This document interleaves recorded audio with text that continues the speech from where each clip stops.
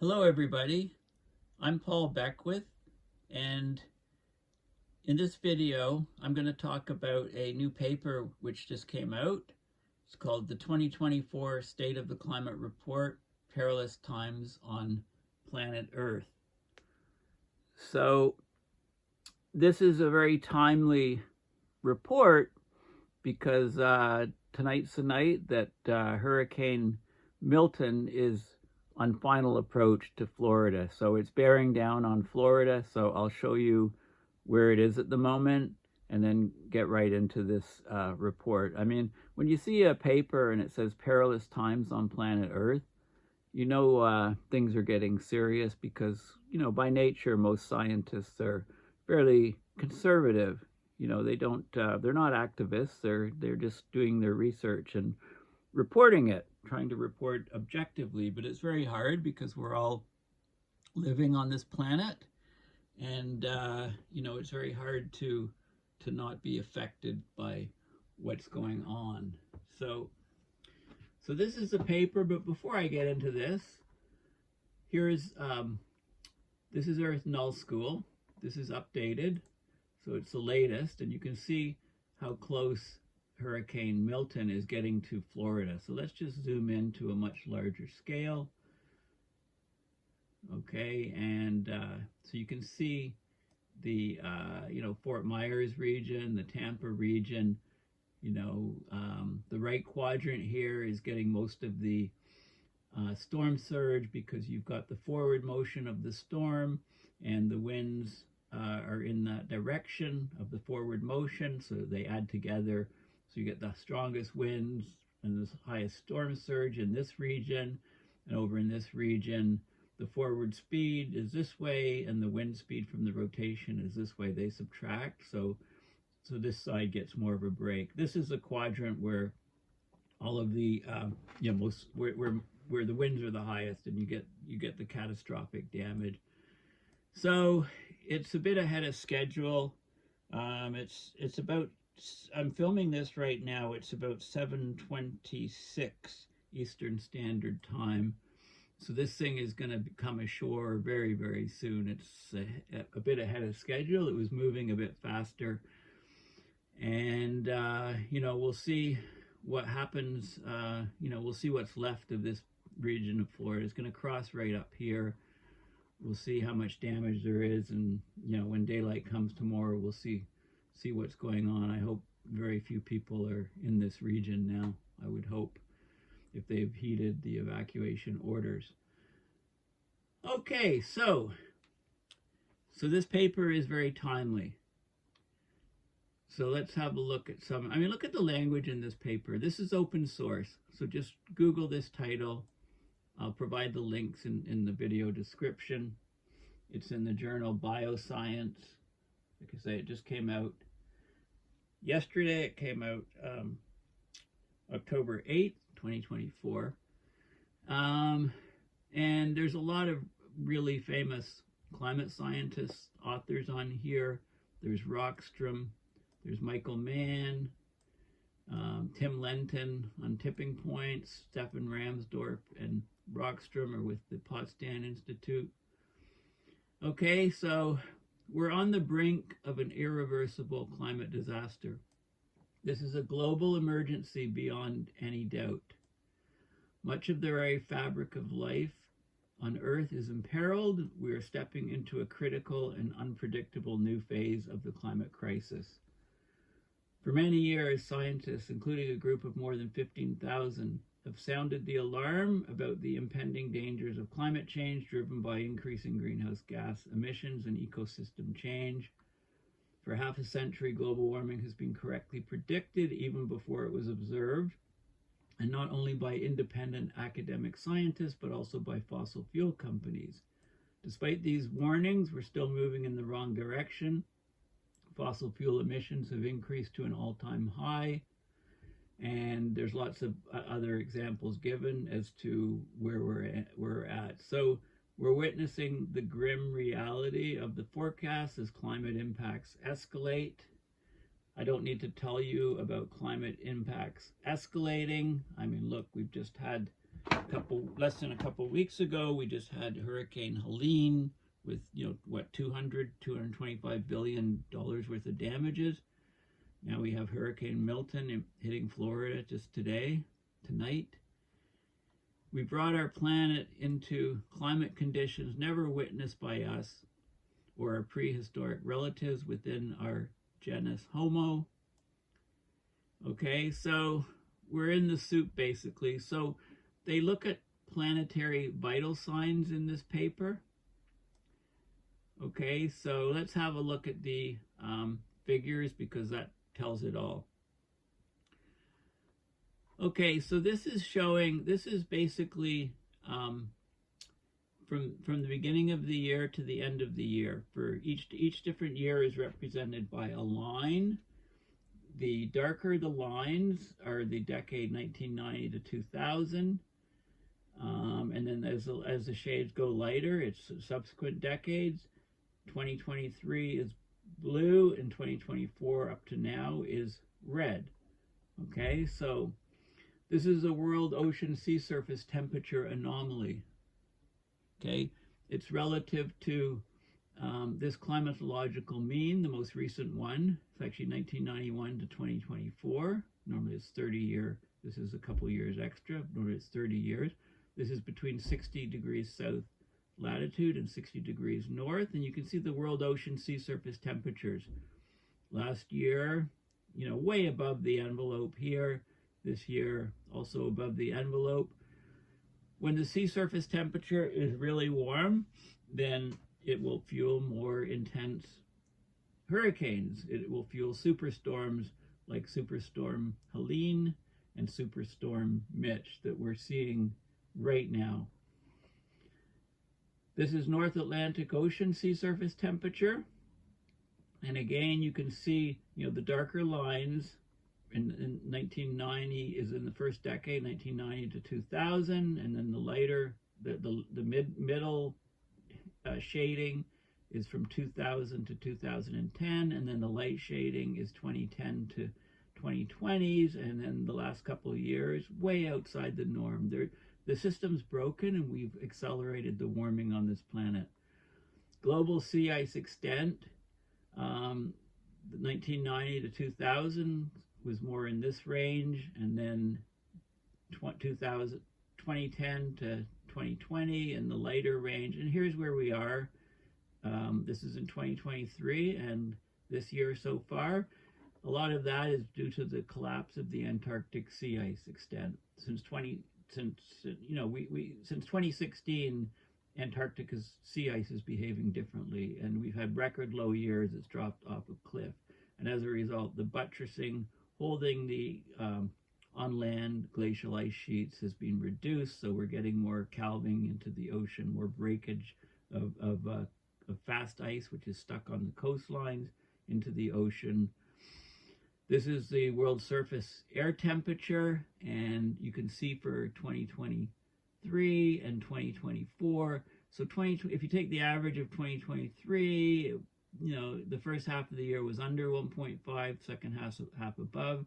The average was just over 1.5. This year, we're at the average is over 1.5. I mean, we've left 1.5 behind. Okay, this is relative to the 1850 to 1900 mean. We've left 1.5 behind. If you take a 10-year average, we're slightly under 1.5 still. But, that's playing games. If you take a 30-year average, we're more under. Why don't you take a 100-year average? 100-year average, we're what? We're like 0.75 or something. Yeah, we're still under 1.5. Let's take 100-year. You can't play games. Like, we're basically over 1.5, right? We're over 1.5. That's the reality. Okay, so this is basically climate-related human activities, a time series. It's from 1980 to present day, basically. Okay, that's the scale here. Remember that scale. So human population, we're what, 8.2 billion or so? Look at it's almost like a straight line going up. The total fertility rate globally, birth per woman has been dropping and is continuing to drop. So that's a good sign, because that should slow down the global population rise. Livestock look at livestock on a tear as well. This is cattle, okay? Ruminant livestock, they eat grasses, they emit methane. Most of the methane is coming from their mouths, not their rear ends, the cattle. Okay, it's only 1 or 2% from the rear ends. People joke about that, but they're chewing grass, methane. Their biology in their stomachs produces methane, which they burp out, lots of it. So anyway, the growth rate of us, we're about 200,000 people per what is it, per day? And cattle are 170,000 increase. There's about for every 5 of us, there's a cattle. Okay, per capita meat production, kilograms per year, is it dropped a bit for COVID, but it's recovered and even gone above. I mean, it is flattening a little bit. World GDP is still going up at an ever-increasing rate. Global tree cover loss, the third highest. You know, there was a dip here, which looked good, but it's third highest. The Amazon rainforest loss was very, very high in these years, dropped off, you know, has been upticking, but now it's trending down a little bit, which is good. This is the energy consumption. Solar, wind, we're producing a lot more solar and wind. It's heading up on a steep curve up, but it's got to go faster. But the problem is it's not displacing oil, coal, or gas. It's covering the excess energy consumption. U.S. heat-related mortality, I would, you know, eyeball an average here. Maybe this is 0.3, maybe that's 0.25 people per 100,000 person years, and that's increased to over 0.6. So at least double, not quite triple. So more people are dying in the U.S. of heat. The total institutional assets divested from fossil fuels, and you know, it's about 40 trillion US, and it kind of flattened in the last. So that's not good that it flattened. It's, you know, we want this more and more divestment from fossil fuels. The CO2 equivalent emissions, that's when you include methane and nitrous oxide. You use the global warming equivalent, see how much each gas is warming, and you come up with the CO2 equivalent. We're over 40 gigatons for the first time. So this is very bad. It dipped down for COVID, but the last few years it's caught up to basically its trend, previous trend. So it's going in the wrong direction still. We're still subsidizing huge amounts. Huge amounts of money are going into subsidies of fossil fuels, as you can show here. Look at the increase of the subsidies in the last few years. I mean, it's incredible. You know, it's almost like $1 trillion. It's like 1,000. This is 600, 750, 900, 1050. It's approaching $1.1 trillion. Per capita CO2 emissions, it's about 5 or so globally, right? We've got to lower that. Greenhouse gas emissions covered by carbon pricing. It's about 22.5% or so, rising slowly.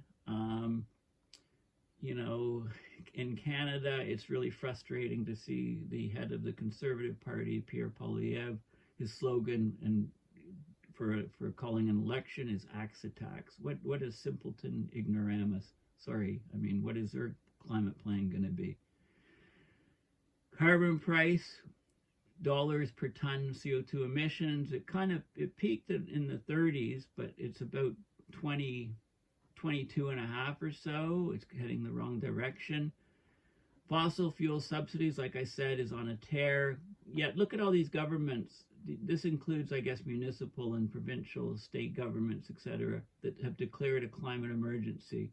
Okay, that rose up sharply and is tapered off. But declaring a climate emergency and acting are two complete different things. And I want to take it aside a little bit. I'm just about finished reading Greta's the climate book, there's a chapter 5.13 by Seth Klein, A Genuine Emergency Response, and he's talking about the fake climate emergency pledges by politicians. He's saying they're saying one thing and doing something different. Like when you have a government saying we're in a climate emergency, and then a couple weeks later buys a pipeline, you know they're not serious. How would we know if a government was serious about a climate emergency? One, look at what happened during COVID, the emergency, and what governments did. Look at World War I, World War II, what governments did when they declared a war emergency, right? So Seth Klein, it's a great chapter. He basically says, we know that they're acting in emergency mode if they spend what it takes to win. Okay, they spend money to rapidly transition away from fossil fuels, and we know that they're serious. They create new economic institutions to get the job done. Like new, if they saw climate as an emergency, they would create all these different new institutions to see, and they'd shift from voluntary and incentive-based policies to mandatory measures. There was rationing of core goods in World War II. There was different sacrifices. During COVID, the government mandated things, right? None of this voluntary and incentive stuff. If they start mandating measures to address climate, we know they're starting to get serious. And also, if they tell the truth about the severity of the crisis, that's a big one. Just tell the bloody truth about how our world's falling apart. and then, so those are some of the key things. So it's an excellent book, and I'll do some separate videos on this book very soon. I'm probably 90% through the book, and that's just one chapter that popped up, came to mind. Okay, so let's have a look at some other things in this paper. So the next charts are the time series for climate-related responses. And it's like from 1980 to present, all of these plots. So CO2, look at the curve, it's curving up. It's still going up at accelerating rates. It's heading the wrong direction. Methane tapered off and then has increased its rise, right? And it's curving up too, accelerating up. Nitrous oxide, if you draw a straight line through here, it curves up, it's concave up. So that means it's increasing at an accelerating rate, fastest rate yet. Surface temperature change, it's on a tear upwards, right? It still shows it's under 1.5. It's not covering, I mean, the spike should show over this. I'm not sure why they don't. Earth energy imbalance, still heading way up. Ocean heat content, yep, the oceans are warming like crazy. The ocean acidity is still continuing to drop. Looks like it had a big jump down here. Sea level change is spiking, it's concave up again, increasing at accelerating rates and spiking up here. Minimum Arctic sea ice kind of has been dropping, kind of stabilized, but it's still in dire straits. Greenland ice mass just continuing to melt more and more. Antarctic ice mass melt more and more. Glacier thickness change, it's concave down. It's increasing at greater rates. The area burned in the U.S., millions of hectares per year, was very low. But globally, the area burned was very high. This is global tree cover loss due to fires, millions of hectares per year. It really spiked upwards in the last year. Billion-dollar floods in the U.S., right, is on a trend upward. No surprise there. Don't forget that none of this data includes what's going on in the last couple of weeks, of course. Extremely hot days relative to 1961 to 1990, percentage of days per year. So that's increasing upwards. It's approaching, that's what, 18% or so? It's approaching 20%. Okay, so, and then what they did is they look at recent climate disasters over the last year, from November 2023 to present day, and it's just disaster after disaster globally, stuff happening every month. This is a selection, just a small selection of actually what's been going on. It goes to August You know, next year's report will, you know, of course, no doubt have Helene and Milton in there. You know, they talk about some other things. Solar radiation modification research is on the rise. Good. We need to investigate that. They talk about coral bleaching, toxic orange rivers in the Arctic that are heavy in iron and things. Climate scientists' opinion on global temperature. So let's have a look. You know, basically untold human suffering in pictures, you know, showing some floods, some droughts, some fires, some towns ravaged, roads washed out, hurricane damage, coral bleaching, the toxic rivers in the Arctic, SRM papers. This is papers kind of, you know, at the highest level, not quite as high as 2018, but, you know, it's up at a fairly high level. That's about 50 to 60 articles per year. Climate scientists' opinion on global temperatures, expected warming by 2100. So the peak is at 2.5 degrees Celsius, 26%, about 3. You know, if you look at 3.5 and above, that's about 10, 12, 16%. You know, if we get tipping points coming in, we're likely to hit up in these areas. I'd have to be up in these areas, you know, if you asked me where I was. Climate change is a social justice issue. Additional days of temperatures above 90th percentile. Risk of societal collapse. This is climate-related societal collapse articles. There were hardly any before. This would be one article a year. Now it's this up here, it was maybe 5 articles per year, a lot of fluctuation. Last few years, 9, 10 articles, 11 articles per year. So more and more scientists are talking about the risks of societal collapse. And then it gives the amplifying feedbacks. So it has 2 tables here, this table and this table. So it talks about this is amplifying physical feedback loops in the climate system, like water vapor. So as we get more warming, we get more water vapor in the atmosphere, right? 7% for every degree Celsius increase in the air temperatures. So the effect on climate change, it increases the greenhouse effect. Sea ice albedo. As we lose sea ice, the dark ocean underneath is exposed, and that's dark, so it absorbs more solar radiation, causes more warming. Ice sheet, sea level rise, right? So snow cover is also very important. I'll talk about the relationship between snow cover and sea ice loss in probably a video in the next few days. You know, so there's all these other physical feedbacks.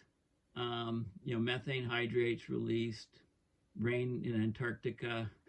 I talked recently about greening of parts of Antarctica.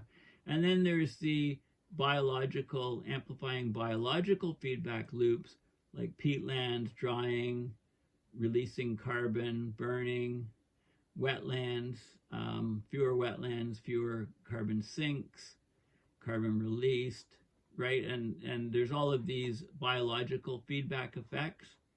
Okay, so there's like all of these tipping points. So despite 6 IPCC reports, 28 COP meetings, hundreds of other reports, and tens of thousands of scientific papers, the world has made only very minor headway on climate change, in part because of stiff resistance from those benefiting financially from the current fossil fuel-based system. We're going in the wrong direction. We're increasing fossil fuel consumption, and the rising greenhouse gas levels are driving us towards a climate catastrophe. We fear the danger of climate breakdown. The evidence we observe is both alarming and undeniable, but it is this very shock that should drive us to action. We recognize the profound urgency of addressing this global challenge, especially the horrific outlook for the world's poor. Okay, rapidly phasing down fossil fuel use should be a top priority of society. Okay, when it becomes a top priority, then we can believe some of these words of politicians declaring climate emergencies and then acting to increase subsidies to fossil fuels. Okay, so it's a very hard-hitting you know, down to earth, just describing things as they are, report on the state of our climate. Things are going in the wrong direction. And yeah, so, and we've got this going on right now as a backdrop to this video. Let me just update it and see if I can see any noticeable difference. It's gonna, the landfall in Florida, it looks like, well, you can see this is the Fort Myers, I believe this is Tampa Bay. You know, it looks like it's, you know, where is it going to come ashore? Right here, Sarasota, this whole area. Anyway, right now the storm surge will be largest by far in this region, which is in the front right quadrant. A lot of water is being pushed up here and much less over here. So we'll see how, where this thing ends up hitting and how much damage it causes. And, you know, will it be 100 billion? Will it be 200 billion like Helene? You know, it's just, yeah, incredible numbers. And, you know, there's a lot of these crazy theories about humans steering this storm, right? Climate change deniers have been denying that humans have had any impact on the climate for 30 years, 40 years, and now suddenly they're claiming, many of them, that we're modifying this behavior of this. And you know what? If we were, we'd be aiming this right at Mar-a-Lago. We wouldn't be aiming it at this region here. So that debunks that claim alone. Anyway, thanks for listening. Please go to my website, paulbeckwith.net, and donating to PayPal to support my research and videos. Thanks again, and bye for now.